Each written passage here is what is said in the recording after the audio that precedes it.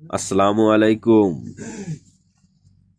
দেখেন ইমারতের জিনিসপত্রের দাম। বাদ দিয়েছেন না? বাড়ি পাঠাইছেন নাকি?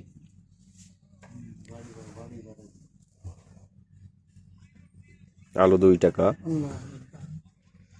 টমেটো 3 টাকা, পানি দিকে শসা 3 দেরাম, পাতাকপি 2 দেরাম,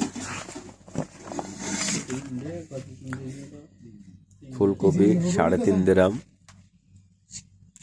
আপেলের রেটটা লিখিনি।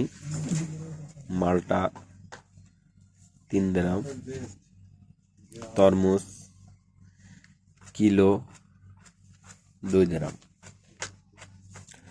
কলিজা 11 দেরাম 95 পিস।